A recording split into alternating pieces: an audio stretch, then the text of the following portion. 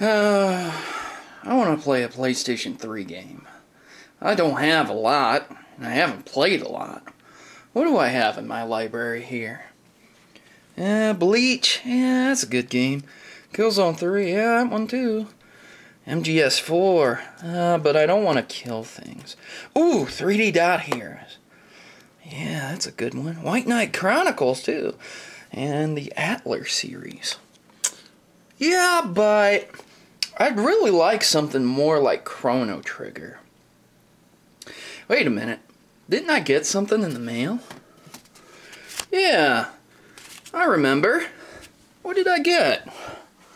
Let's take a look-see.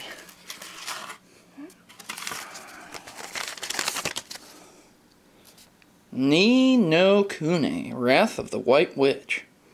I don't recall ordering this.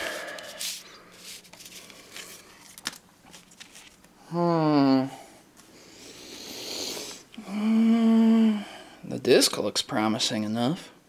Well, let's pop her in.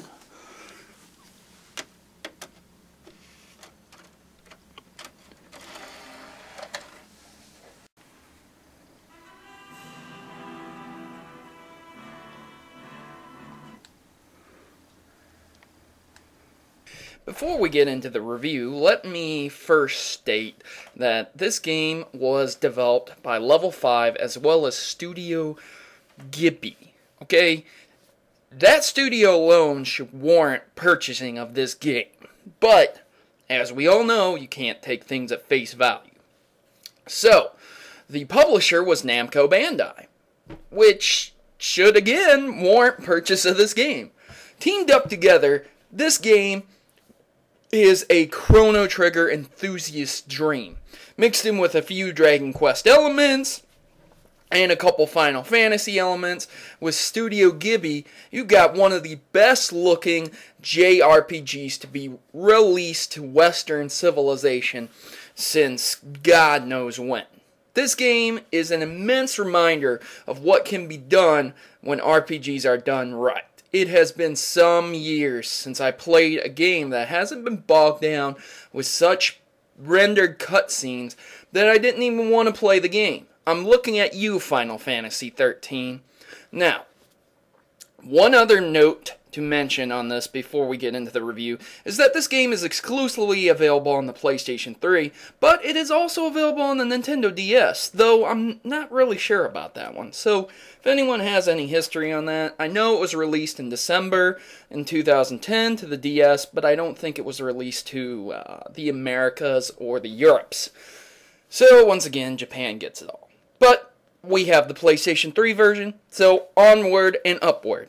This game is one of my favorites, and I'll tell you why here in a moment.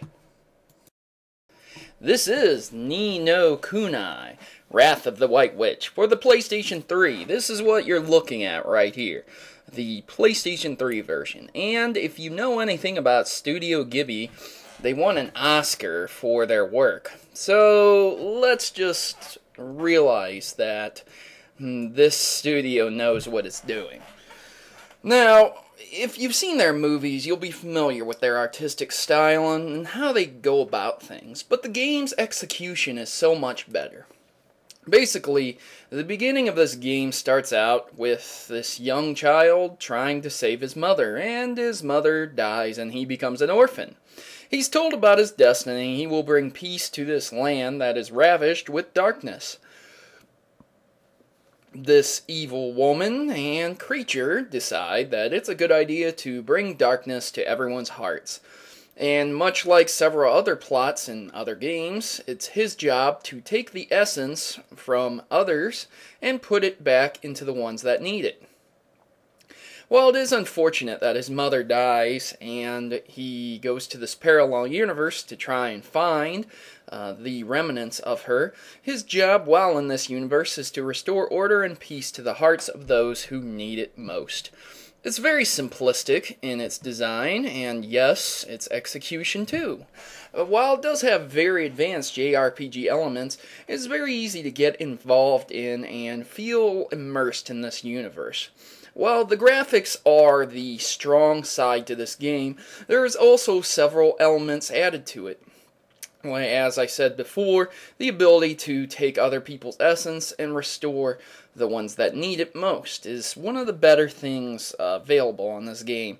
It gives you a story-driven purpose and keeps the game fresh and lighthearted, which is really, really good.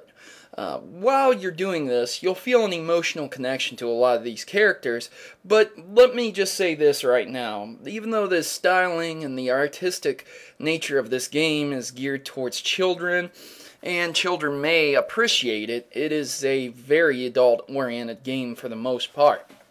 Some of the themes and undertows in this game make it more adult and not fitted for younger children. So, for the parents out there who think this is a good game for the younger RPG enthusiast, you might want to hold off or play it yourself first.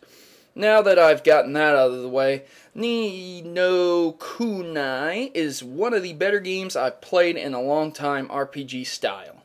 If you haven't had the chance to pick it up, you really, really need to, guys. I'm Protomario, and I'm signing out, and that's all there is to be said.